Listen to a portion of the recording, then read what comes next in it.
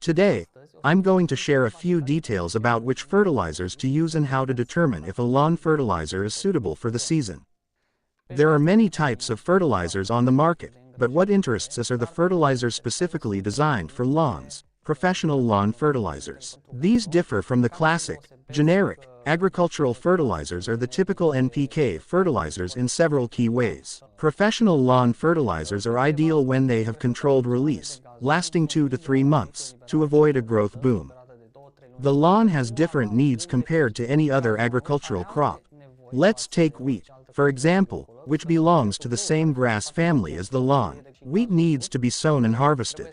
In contrast, a lawn doesn't need to be harvested. Therefore, it has completely different needs compared to wheat. There are many combinations of NPK fertilizers for lawns, which vary depending on geographic location, the time of year, the type of terrain, whether it's for sports, football, or golf, which have entirely different needs compared to a residential lawn. One of the most important aspects is that professional controlled release lawn fertilizers have very low nutrient loss. Even if it rains, these fertilizers won't wash away immediately because the granules are coated. They have a protective layer that gradually releases nutrients. NPK stands for nitrogen, phosphorus, and potassium. These are the basic elements of fertilizers. Nitrogen helps with plant growth and gives it its color. Phosphorus aids in developing strong roots. And potassium strengthens the plant against diseases. The lawn's needs vary depending on the season.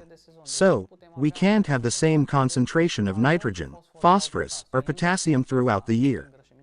In addition to NPK, professional fertilizers also contain other macro and micro elements to create an even better mix, such as calcium, magnesium, sulfur, iron, and so on. Still, what type of fertilizer or which fertilizer should be used in spring, autumn, and winter? To answer that, I've created a table outlining the nutrient needs based on the season. We'll focus on NPK, nitrogen, phosphorus, and potassium, because these are the primary elements. In spring, we need a fertilizer with a high nitrogen content, low phosphorus, and low to medium potassium. In summer, medium nitrogen, low phosphorus, and high potassium. In autumn, medium nitrogen, low phosphorus, and high potassium. And for seeding, we have a separate category, fertilizers with a high phosphorus concentration but medium or high nitrogen. On the other hand, potassium is low. When you look at a fertilizer label, you'll see formulas, numbers like 25, 5, 12.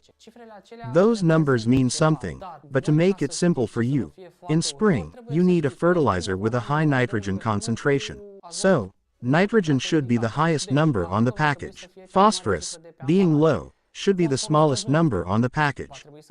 Potassium, being low or medium, should be a small number close to that of phosphorus or slightly higher, but never as high as nitrogen. This way, it will be much easier for you to figure out if a fertilizer is suitable for the season you're in. Now that we've talked about the numbers on the packaging, let's also see what they mean. We'll take the example of the NPK content in 1 kilogram of Landscaper Pro Maintenance with a formula of 25, 5, 12. Specifically, this means 25% nitrogen, 5% phosphorus, and 12% potassium. Those numbers represent the percentage of each macroelement in 1 kilogram of the product. So, from 1 kilogram, we'll have 250 grams of nitrogen, 50 grams of phosphorus, and 120 grams of potassium. The rest consists of either other macro or microelements, as well as other ingredients necessary for producing that fertilizer. Now that we've clarified these aspects regarding NPK and the numbers on the packaging, let's now see when to apply spring fertilizer. I will consider 3 scenarios. Scarifying the lawn. We wait for the lawn to grow so we can mow it 2 to 3 times.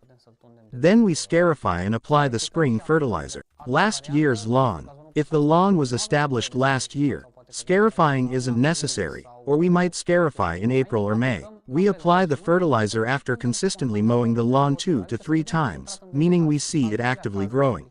After seeding or overseeding the lawn. In this case, we first use a starter fertilizer.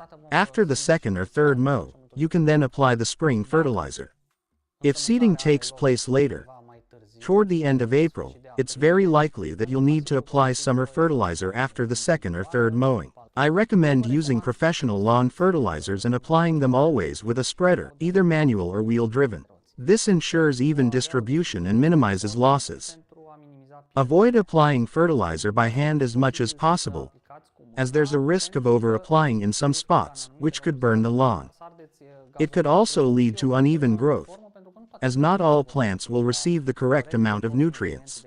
By using professional controlled release fertilizers, the loss will be minimal, as they are coated. Even if you apply the fertilizer and then a torrential rain comes, the nutrients won't be lost immediately because the fertilizer is coated. This coating keeps the nutrients and releases them gradually. Unlike traditional fertilizers, where nutrient loss is very high, the nutrients get washed away and be lost through leaching. And if you like this video, subscribe, hit the like button, and don't forget that until next time, the grass grows in the field and turf in your yard.